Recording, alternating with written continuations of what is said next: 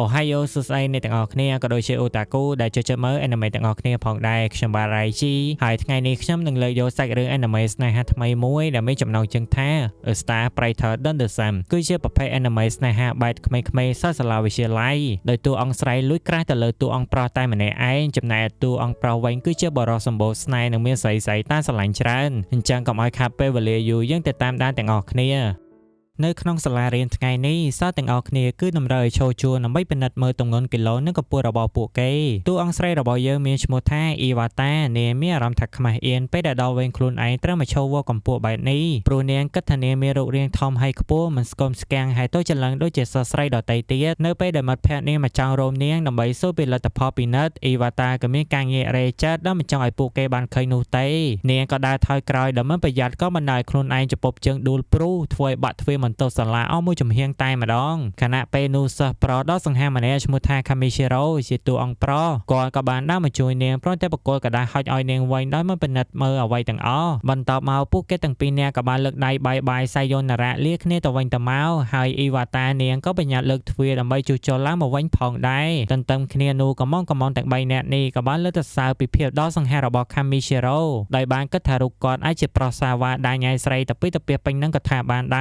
រអ៊ីវ៉ាតាក៏បានស្ទុះទៅនិយាយការពារ Kamishiro ភ្លាមតែម្ដងទៅថាគាត់គឺមិនមែនជាព្រាននារីដោយពួកគេនិយាយនោះទេដោយតាមពិតទៅអ៊ីវ៉ាតានិង Kamishiro អ្នកទាំងពីរគឺស្គាល់គ្នានិងធ្លាប់រៀនជាមួយគ្នាកាលនៅបឋមសិក្សាមកម្ល៉េះអ៊ីវ៉ាតាបាននិយាយបន្ថែមទៀតថា Kamishiro ក៏ជាប្រុសសង្ហាតាំងពីក្មេងរហូតដល់ធំឡើងនាងតែសម្លឹងមើលទៅកាន់គាត់រហូតព្រោះគាត់គឺជាស្នេហ៍ដំបូងរបស់នាងតាំងពីជួបគ្នាជាលើកទី1បើត្រឡប់ទៅក្រោយបន្តិចពេលចូលរៀននៅបឋមសិក្សាអ៊ីវ៉ាតាគឺជាក្មេងស្រីដែលមានកម្ពស់ខ្ពស់ជាងគេប្រចាំសាលាតែម្ដងហើយនាងក៏ទទួលបានការស្រឡាញ់ចូលចិត្តពីកញ្ញាដែលរៀននៅថ្នាក់ខ្ពស់ផងដែរអ៊ីវ៉ាតាក៏បានបង្ហាញពីភាពត្រេកអរដែលចូលរៀននៅទីនេះព្រមទាំងនិយាយប្រាចាយទាំងនោះថាខ្លួនឯងចង់ញ៉ាំបាយថ្ងៃត្រង់ដែលមានលក់នៅក្នុងសាលាមួយនេះគ្រប់គ្នាចាអារម្មណ៍ទៅលើអ៊ីវ៉ាតាជាខ្លាំងប៉ុន្តែចំពោះនាងផ្ទាល់បែរជាចាអារម្មណ៍ទៅលើក្មេងប្រុសពូកែអ៊ីម្នាក់ដែលកំពុងចូលក្បែរនោះជាមួយម៉ាក់របស់គាត់អ៊ីវ៉ាតាក៏បានឮសូរម៉ាក់របស់ Kamishiro និយាយថាគាត់ជាក្មេងប្រុសម្សៅញ៉ាំច្រើននិងមិនចូលចិត្តផឹកទៅដោះគោនោះទេអ៊ីវ៉ាតាក៏មានមន្ទិលសង្ស័យនាងក៏ដើរទៅរាក់តែជាមួយ Kamishiro និងសួរថាឯងអាលាក់ស៊ីជាមួយទឹកដោះគោមែនទេ Kamishiro និយាយប្រាប់នាងតាមត្រង់ថាគាត់ពិតជាស្អប់ទឹកដោះគោខ្លាំងណាស់ឮដូច្នេះអ៊ីវ៉ាតាក៏រីករាយធ្វើជាអ្នកផឹកទឹកដោះគោជំនួសគាត់ក្នុងគ្រានោះហើយដែលធ្វើឲ្យមិត្តភាពរបស់ពួកគេចាប់ដើររីកដុះដាលឡើងប៉ុន្តែចំពោះអ៊ីវ៉ាតានាងបែរជាមានអារម្មណ៍ថាឡុងស្រឡាញ់ទៅលើ Kamishiro ទៅវិញអ្នកទាំងពីររៀនជាមួយគ្នានៅអង្គុយជិតគ្នាអស់រយៈពេល6ឆ្នាំហើយរាល់ពេលដែល Kamishiro អត់ចែកមេរៀនម្ដងអ៊ីវ៉ាតាតែងតែប្រាប់ចម្លើយទៅកាន់គាត់ចំណែកទង្វើមួយនេះហើយធ្វើឲ្យអ្នកទាំងពីរត្រូវបានគ្រូរបស់ពួកគេស្ដីឲ្យហើយ Kamishiro តែងតែរកមកសុំទោសអ៊ីវ៉ាតានិងឆ្លៀននិយាយពីអរគុណដែលជួយគេនៅក្នុងថ្នាក់មិញនេះផងដែរលុះពេលធំឡើងបន្តិចអ៊ីវ៉ាតានាងរកឃើញថាខ្លួនឯងពូកែក្នុងការលេងកីឡាព្រោះកីឡាមួយនេះធ្វើឲ្យនាងនឹករលឹកដល់ Kamishiro កាលនៅក្មេងដែលពួកគេធ្លាប់លេងគប់បាល់ជាមួយគ្នានឹងឯងអ៊ីវ៉ាតាក៏សង្កត់ដឹងមុនថាក្មេងប្រុសម្នាក់នេះមានបំណងគប់បាល់សម្ដៅទៅរក Kamishiro ដូច្នេះហើយនាងក៏ស្ទុះហោះទៅពាំងបាល់ដើម្បីការពារ Kamishiro ប៉ុន្តែបែរជាពួកគេប៉ះទៅកេះគ្នារសាយដនទៅវិញក៏បណ្ដាលឲ្យ Kamishiro ដួលទៅលើដីចេញពីក្រៅការប្រកួតតែម្ដងក្នុងគ្រានោះ Kamishiro ពិតជាអាម៉ាស់មុខយ៉ាងខ្លាំងក្មេងៗដទៃទៀតសើចចំអប់មកលើគាត់ធ្វើឲ្យគាត់រត់ចាស់ចេញពីទីនោះភ្លាមទៅដល់មកញ៉ាំអាហារថ្ងៃត្រង់អ្នកទាំងពីរអង្គុយជិតគ្នាតាមទម្លាប់ធម្មតាប៉ុន្តែមិនមាត់មិនកមិននិយាយអីរកគ្នាមួយម៉ាត់អ៊ីវ៉ាតាក៏លេចឃើញ Kamishiro មកញ៉ាំអីតតែសតែនៅក្នុងចានរបស់គាត់មានសិស្សសឹងតែម្ហូបដែលគាត់ចូលចិត្តអ៊ីវ៉ាតាចាប់ផ្ដើមមានអារម្មណ៍មិនល្អនោះទេនាងក៏សម្រក់ទឹកភ្នែកចេញមកយ៉ាងគួរឲ្យអាណិតពេលនោះអ៊ីវ៉ាតាក៏បានពោលពាក្យសុំទោសចំពោះ Kamishiro ព្រមទាំងលះបង់នំ Takoyaki ក្នុងចានរបស់នាងឲ្យទៅកាន់គាត់ទៀតផងតែអ្វីដែលគួរឲ្យភ្ញាក់ផ្អើលពេលនោះ Kamishiro ក៏លះបង់នំ Takoyaki ក្នុងចានរបស់គាត់ឲ្យទៅកាន់នាងវិញដែរដោយសារឃើញនាងបញ្ចេញទឹកមុខដ៏ក្រៀមក្រំជាខ្លាំងដោយហេតុនេះអ្នកទាំងពីរក៏ផ្លាស់ប្ដូរម្ហូបគ្នាទៅវិញទៅមកពោពេញទៅដោយស្នាមញញឹមឡើងវិញពេលវេលាចេះតែដើរទៅមកទាំងអ៊ីវ៉ាតាទាំង Kamishiro ពួកគេក៏ចាប់ដើមធំឡើងរៀងៗខ្លួនចំពោះ Kamishiro រូគេចាប់ដើមស្រឡាញ់ទៅលើវិស័យបាល់ទាត់ជាខ្លាំងទោះបីជាខ្លួនឯងមានរាងកាយស្គមស្គាំងនិងកទើជាងគេក្នុងក្រុមរបស់គាត់ក៏ដោយក្នុងកសែភ្នែកអ៊ីវ៉ាតានាងមើលឃើញគាត់ជាក្មេងប្រុសដែលមានមាឌធំនិងតែងតែសង្ហាគ្រប់ពេលវេលាទាំងអស់ពេលនោះគ្មាននារីណាម្នាក់ចាប់ចិត្តចាប់បេតីទៅលើប្រុសកទើមិនសូវសម្បូរស្នេហ៍ដូចជា Kamishiro នោះឡើយប៉ុន្តែគ្រប់យ៉ាងក៏ត្រូវបានផ្លាស់ប្ដូរនៅពេលដែលពួកគេរៀននៅថ្នាក់ទី6 Kamishiro ក៏ចាប់ផ្ដើមលូតកម្ពស់ខ្លាចជាក្មេងវ័យជំទង់ចាប់ពី ពេលនោះមកគ្រប់គ្នាក៏សម្លឹងមើលឃើញពីភាពដ៏សង្ហានិងគួរឲ្យចាប់អារម្មណ៍នៅក្នុងខ្លួនរបស់ Kamishiro ហើយនៅពេលជួបគ្នាម្ដងទៀត Iwata ប៊ីតែមើល Kamishiro មិនចង់ស្គាល់ទេពីព្រោះតែគាត់លូកកម្ពស់លឿនណាស់អមជាមួយនឹងការប្រែប្រួលនៃសម្លេងដ៏ពេញកំឡុងរបស់គាត់ Iwata គិតក្នុងចិត្តរបស់នាងថាពួកគេកាន់តែធំឡើងចំណងមិត្តភាពរបស់ពួកគេក៏កាន់តែឃ្លាតឆ្ងាយទៅហើយដូចនេះនាងត្រូវតែហាមចិត្តខ្លួនឯងកុំស្រឡាញ់គាត់បន្តទៀតអីព្រោះគាត់ចាប់ផ្ដើមមានវិជាប្រៃភាសមននារីដែលចាស់អារម្មណ៍លើគាត់ច្រើនធ្វើឲ្យនាងកាន់តែទទួលបាននូវអារម្មណ៍នៃភាពឯកាអេវ៉ាតាដឹងច្បាស់ក្នុងចិត្តរួចទៅហើយថានាងលុះស្រឡាញ់គេតែម្នាក់ឯងតែលុះសម្លឹងមើលគេជានិច្ចប៉ុន្តែគេបែរជាមើលមិនឃើញនាងទៅវិញលុះនៅថ្ងៃបន្ទាប់អេវ៉ាតាក៏បានលើកដៃធ្វើជាអ្នកតំណាងឲ្យក្រុមកីឡាថ្នាក់នាងត្រៀមចំពោះថ្ងៃប្រកួតកីឡាខាងមុខនេះនៅតាមផ្លូវធ្វើដំណើរទៅបន្ទប់ប្រជុំបើកទ្វារខ្វាច់អេវ៉ាតាស្រែតែក៏លេចឃើញ Kamishiro អង្គុយសង្ងំលើតុរៀនតែម្នាក់ឯង Kamishiro ពិតជាសប្បាយចិត្តណាស់ពេលដឹងថាអេវ៉ាតាគឺជាអ្នកតំណាងក្រុមកីឡានៃថ្នាក់រៀនរបស់នាងលុះដល់ម៉ោងប្រជុំគ្នាលោកគ្រូម្នាក់គាត់បានបញ្ចេញនូវផ្ទាំង banner ដ៏ធំមួយព្រមទាំងប្រើឲ្យសិស្សទាំងអស់ត្រូវតែគូរនឹង design ផ្ទាំង banner នេះឲ្យបានស្អាតបន្ទាប់មក Kamishiro ក៏ដើរមកជិតអេវ៉ាតានិងបានបបួលនាងឲ្យធីមអាចជាមួយគាត់ដើម្បីធ្វើកិច្ចការដ៏លំបាកមួយនេះប្រុសស្អាតបបួលហើយចាំការទៀតអេវ៉ាតាមានតែឆ្លើយយកព្រមតែម្ដងទៅលុះល្ងាចឡើងខ្នល់ឡងពេលដែលអេវ៉ាតាកំពុងវឹកហាត់នេះជាមួយមិត្តភ័ក្តិរបស់នាង Kamishiro ក៏បានមកឈររងចាំនាងមួយសន្ទុះដើម្បីបបួលនាងទៅធ្វើផ្ទាំង banner ជាមួយគ្ន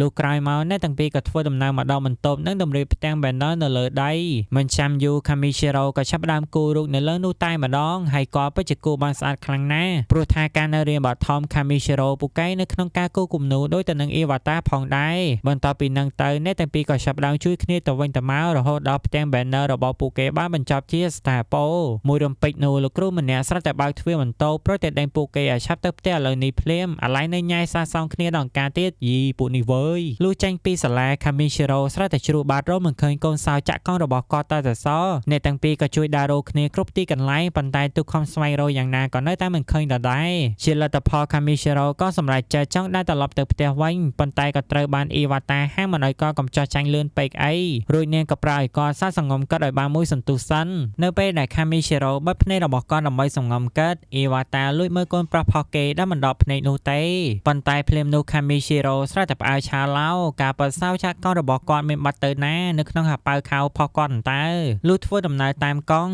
់យប់ក៏កាន់តែជ្រៅដូចគ្នា Kamishiro ក៏ចង់ដប់អេវ៉ាតាជួននាងត្រឡប់ទៅផ្ទះវិញអេវ៉ាតាក៏មានអារម្មណ៍អៀនខ្មាស់ហើយនាងបាននិយាយចំទាស់ថាខ្លួននាងគីឡូធ្ងន់ណាស់ប្រហែលជាក៏ដប់នាងមិនរួចទេប៉ុន្តែចុងក្រោយនាងនៅតែជិះកង់ត្រឡប់ទៅផ្ទះវិញជាមួយគាត់ដដែលហ្នឹងជិះកង់បណ្ដើរមើលទេសភាពបណ្ដើរ Kamishiro បាននិយាយរំលឹកពីរឿងរ៉ាវរបស់ពួកគេកាលពីនៅក្មេងហើយសូម្បីតែរឿងរបស់អេវ៉ាតាថានាងចូលចិត្តអីពូកែខាងអីក៏គាត់ចាំអត់ភ្លេចដែរអ្នកទាំងពីរនិយាយត្រូវរើគ្នាដូចតែហើយនឹងស្គរអញ្ចឹងមើលទៅសមនឹងធ្វើសង្សារនឹងគ្នាប៉ិតយកហ្មងប៉ុន្តែមិនតាន់បានអីផងកង់របស់ Kamishiro ហ្នឹងក៏ស្រាប់តែផ្ទុះបែកធ្វើឲ្យពួកគេមិនអាចជិះទៅមុខបន្តទៀតបានហើយដូច្នេះហើយអ្នកទាំងពីរក៏សម្រេចចិត្តបណ្ដើរគ្នាទៅផ្ទះវិញម្ដងពួកគេនៅតែបន្តនិយាយជជែកគ្នាដដែលហើយអ្វីកាន់តែពិសេសទៀតនោះពេលដែលចូលរៀនវិទ្យាល័យអ្នកទាំងពីរនៅតែអាចមានឱកាសបានជួបគ្នាជាបន្តទៀតដោយសាររៀននៅសាលាតែមួយទីបំផុត Kamishiro ជួនដំណើរអេវ៉ាតាត្រឡប់មកផ្ទះវិញដោយសុវត្ថិភាពហើយនេះគឺជាលើកទី1ហើយដែលអ្នកទាំងពីរបាននិយាយសារសងគ្នាបានច្រើនដល់ម្លឹងក្រោយពីខកខានអស់រយៈពេលជាយូរលុះថ្ងៃបន្ទាប់ព្រឹត្តិការណ៍ប្រកួតកីឡាបានឈានចូលមកដល់អ្នកគ្រូម្នាក់ក៏បានពឹងពាក់អេវ៉ាតាឲ្យជួយលើកដំខ្សែប្រមួយដុំនេះយកទៅដាក់នៅកន្លែងផ្សេងទោះបីជាធ្ងន់យ៉ាងណាអេវ៉ាតាតាំងខ្លួនជានារីសាច់ដុំដែលលើកដំខ្សែមួយនោះតែម្នាក់ឯងគ្មានជំពាក់អាណាមរៀលប៉ុន្តែជាសំណាងល្អមិត្តភ័ក្តិរបស់នាងក៏បានមកដល់ព្រមទាំងបានជួយសម្រាប់បន្ទប់នាងផងដែរនៅក្នុងការប្រកួតដណ្ដើមយកកន្សែងរុំក្បាលអេវ៉ាតាក៏មានវត្តមានចូលប្រកួតដែលមានតួនាទីជាអ្នកចាំត្រូលមិត្តរួមក្រុមមិនឲ្យធ្លាក់ចុះមកដីក្រុមនីមួយៗក៏ចាប់ផ្ដើមបើកការវាយប្រហារគ្នាទៅវិញទៅមកសភាពពេលនោះពិតជាមានភាពតឹងតែងនិងពិបាកដណ្ដើមកន្សែងរុំក្បាលគ្នាខ្លាំងមែនទែនប៉ុន្តែជាចុងក្រោយក្រុមរបស់អេវ៉ាតានៅតែអាចយកជ័យជំនះក្នុងការប្រកួតមួយនេះបានហើយបើក៏លេចទៅមើលសភាពរបស់អេវ៉ាតាវិញគឺប្រឡាក់ជោគជាន់លំពេញខ្លួនយកតែម្ដងប្រកួតម្ដងនេះក៏ដល់វិញក្រុមរបស់ Kamishiro ហើយក៏ព្យាយាមដាក់សម្ពាធទៅលើគូប្រកួតរហូតដល់គាត់អាចយកជ័យជំនះបានគ្រប់គ្នាពិតជាសប្បាយចិត្តនឹងចូលរួមត្រេកអរចំពោះជ័យជំនះរបស់ក្រុម Kamishiro ចម្លែកអេវ៉ាតាបានត្រឹមតែឈរសម្លឹងមើលលុះសរសើរគាត់នៅក្នុងចិត្តតែប៉ុណ្ណោះនៅក្នុងការប្រកួតបន្ទាប់អេវ៉ាតាក៏បានចូលប្រកួតពោពេញទៅដោយភាពស្វាហាប់ហើយនៅពេលដែលនាងរត់ទៅយកกระดาษមួយសន្លឹកដើម្បីមើលធ្វើឲ្យនាងពិតជាមានការភ្ញាក់ផ្អើលជាខ្លាំងដោយក្នុងនោះសរសេរពាក្យថាមនុស្សដែលយើងស្រឡាញ់ខណៈនោះនាងក៏សម័យឃើញវត្តមាន Kamishiro មុនគេតែម្ដងប៉ុន្តែអ៊ីវ៉ាតាបែរជាសម្រេចចិត្តរកសម្ដៅទៅរកមិត្តភក្តិរបស់នាងវិញព្រមទាំងប្រាប់គណៈកម្មការថានេះគឺជាមនុស្សដែលនាងស្រឡាញ់ដើម្បីបញ្ចប់ការប្រកួតមួយនេះអឡងពេលអង្គុយសម្រាកសុកនូខាមីស៊ីរ៉ូបានរកសម្ដៅមកកាន់អ៊ីវ៉ាតាតែម្ដងភ្ជាប់ជាមួយនឹងកណ្ដាលនៅក្នុងការប្រកួតដែលគាត់កំពុងតែលេងខាមីស៊ីរ៉ូក៏បានហុចដៃព្រោះតែស្រែកហៅឈ្មោះរបស់អ៊ីវ៉ាតាអ្នកទាំងពីរកាន់ដៃគ្នាយ៉ាងស្អិតរកសម្ដៅទៅរកគណៈកម្មការជាមួយគ្នា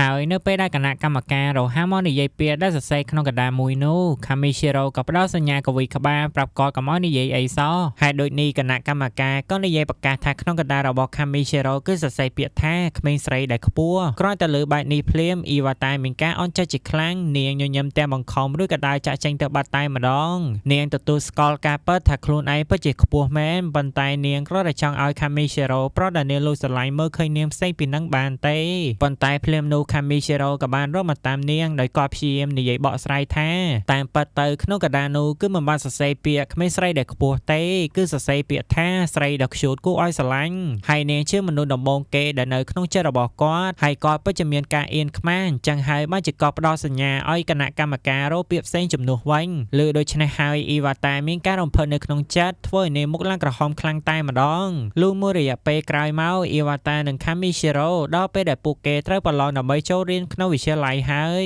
អ៊ីវ៉ាតាព្យាយាមប្រាប់ខ្លួនឯងមិនត្រូវលងស្រឡាញ់ខាមីស៊ីរ៉ូទៀតទេនាងត្រឹមជាទន្សាយចំណែកឯគាត់គឺជាព្រះច័ន្ទរះដ៏សែនខ្ពស់ប៉ុន្តែកូនចិត្តមួយទៀតប្រាប់នាងថាក្តីស្រឡាញ់គឺគ្មានដែនកំណត់ហើយក៏គ្មានវិន័យអីដែរអញ្ចឹងស្រឡាញ់តទៀតលទ្ធផលប្រឡងចេញមកអ្នកទាំងពីរក៏ញញឹមដាក់គ្នាព្រោះចោះទាំងពីរនាក់ហើយចំពោះថ្ងៃចុងក្រោយនៃការបញ្ចប់ថ្នាក់មធ្យមសិក្សាខាមីស៊ីរ៉ូក៏បានសុំអ៊ីវ៉ាតាថតរូបពីរនាក់ដើម្បីយកឲ្យម៉ាក់របស់គាត់មើលអ្នកទាំងពីរក៏ចូលថតក្បែរគ្នាដែលធ្វើឲ្យអ៊ីវ៉ាតាពិតជាអៀនខ្លាំងមែនទែនបន្ទាប់មកអ៊ីវ៉ាតាមានបំណងចង់សុំរូបថតរបស់ពួកគេទាំងពីរហើយដូចនេះពួកគេក៏ add friend គ្នាទៅវិញទៅមកដើម្បីទុកនិយាយគ្នាហើយក៏សង្ឃឹមថានឹងបានរៀនថ្នាក់ជុំគ្នាពេលចូលរៀនវិទ្យាល័យផងដែរជាចុងក្រោយនេះកាមីស៊ីរ៉ូក៏មានកាដូតូចមួយចង់ឲ្យអ៊ីវ៉ាតាគាត់បញ្ជាស្នាមញញឹមមុនធ្វើដំណើរចាក់ចេញទៅបាត់ផងដែរលុះចូលរៀនវិទ្យាល័យថ្ងៃដំបូងអ៊ីវ៉ាតាស្ទើរតែមិនជឿទេដែលឃើញមានឈ្មោះកាមីស៊ីរ៉ូរៀននៅថ្នាក់ជាមួយនាងហើយនៅពេលធ្វើដំណើរមកដល់កាំជណ្ដើរស្រាប់តែមានហេតុការណ៍មួយដែលមានសិស្សស្រីម្នាក់ធ្លាក់ចុះពីលើកាំជណ្ដើរមកអ៊ីវ៉ាតាក៏ប្រញាប់ជួយសង្គ្រោះនាងប៉ុន្តែភ្លាមនោះកាមីស៊ីរ៉ូក៏លេចវត្តមានមកតែម្ដងទឹកមុខរបស់គាត់ពិតជាសប្បាយចិត្តពេលដឹងថាខ្លួនគាត់អាចរៀនជាមួយអ៊ីវ៉ាតាសាជាថ្មីម្ដងទៀត